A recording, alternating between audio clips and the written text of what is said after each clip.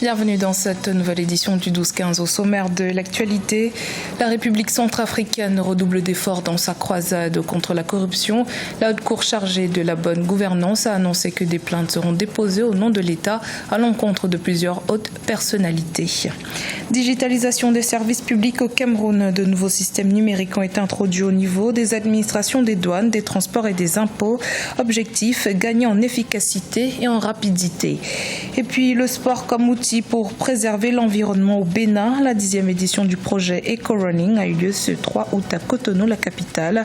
Un grand nettoyage populaire dans les artères de la ville dans le but de lutter contre la pollution plastique.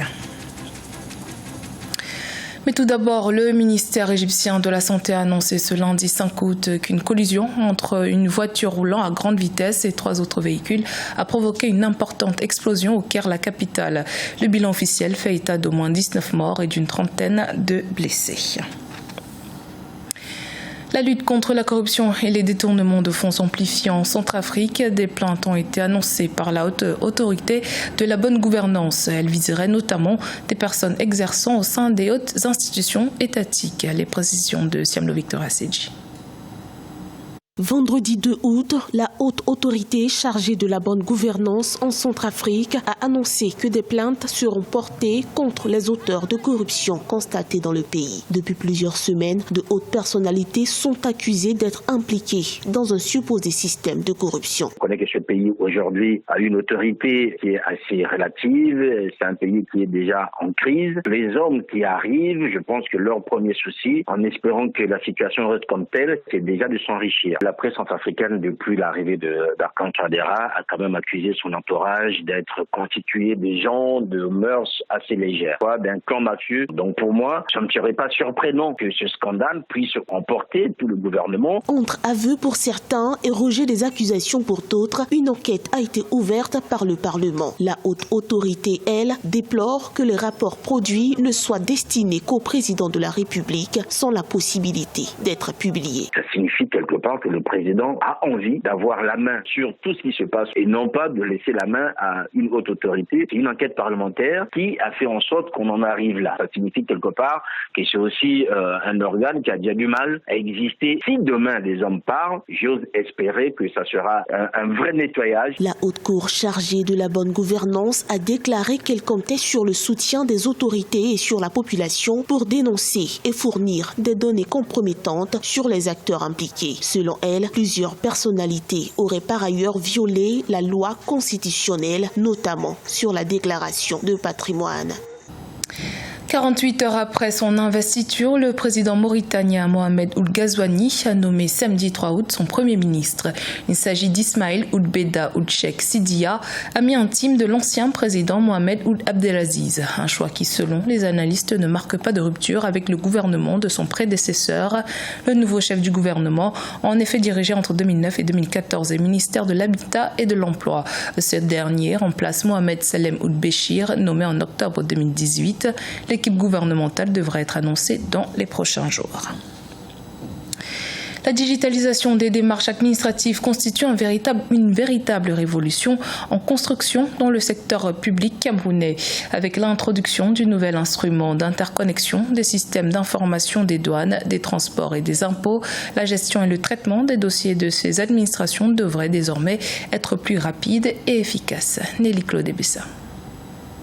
Le gouvernement camerounais poursuit la digitalisation complète des services administratifs. Les autorités ont élaboré une plateforme d'interconnexion des applications informatiques de 3 administrations publiques, notamment le système de sécurisation des documents et titres de transport, le système douanier automatisé et le système fiscal d'information de la Direction générale des impôts. Pour les responsables, cette plateforme favorisera la collaboration des échanges de données entre les systèmes informatiques interconnectés.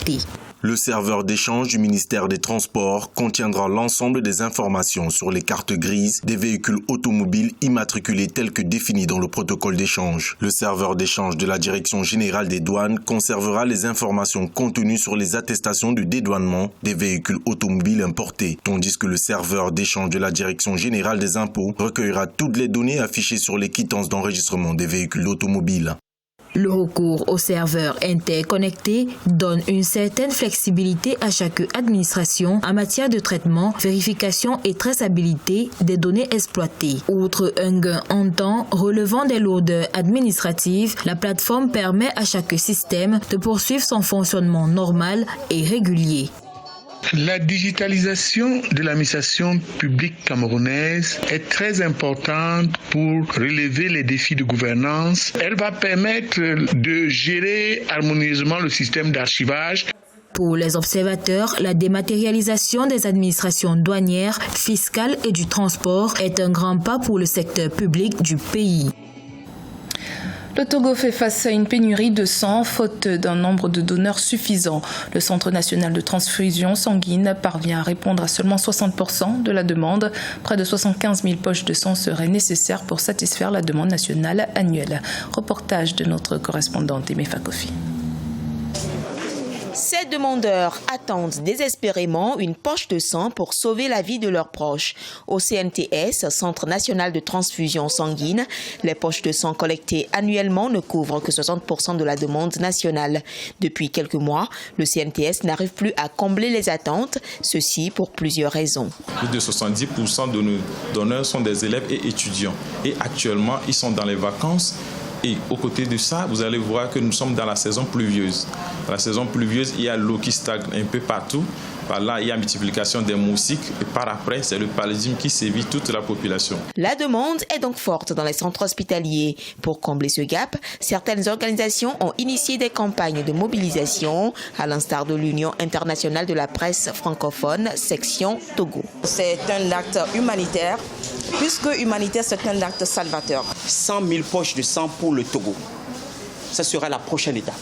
100 000 poches de sang, ça sera une opération au cours de laquelle nous allons solliciter le gouvernement, solliciter des institutions internationales pour nous accompagner, des techniciens pour nous accompagner, pour qu'on puisse la faire sur toute l'étendue du territoire et ça va être désormais annuel. Avec cette opération, le Centre national de transfusion sanguine espère collecter plusieurs centaines de poches de sang. À chaque don, 350 à 450 millilitres de sang sont prélevés, soit un 13e du volume sanguin.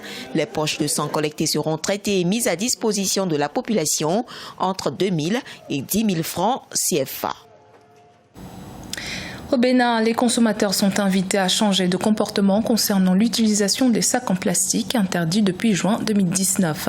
Afin d'accompagner ce changement, une journée de grand nettoyage associée à du sport a été organisée le 3 août dans la capitale Cotonou. Reportage de notre correspondant Leftiono.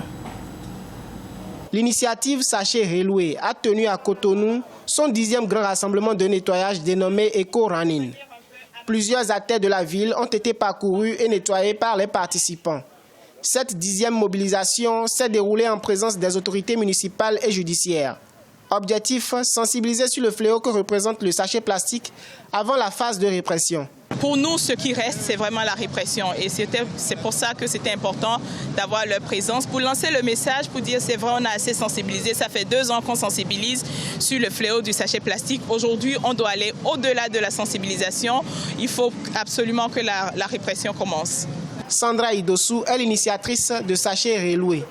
Elle a été un maillon essentiel des pressions ayant conduit au vote de la loi portant interdiction de la production, de l'exportation, de la commercialisation, de la détention, de la distribution et de l'utilisation des sachets plastiques non biodégradables au Bénin.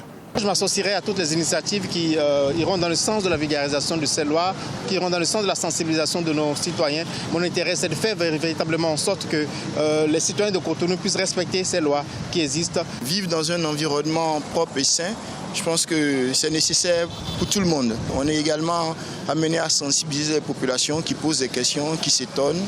Et on ne peut qu'encourager ce genre d'initiative. Par le biais de l'association Engagement Action Sociale, Sandra Idossou enchaîne à titre bénévole de nombreuses activités de sensibilisation afin de venir à bout de ce fléau.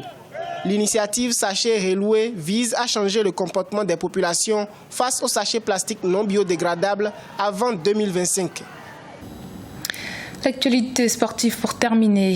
L'athlète sud-africaine Caster Semenya ne prendra pas part aux mondiaux d'athlétisme qui se dérouleront à Doha, au Qatar, du 27 septembre au 6 octobre prochain.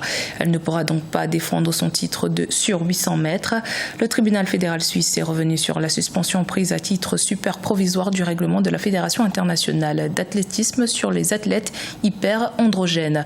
Une mesure jugée discriminatoire par l'athlète qui produit un taux de testostérone plus élevé que la moyenne des autres femmes.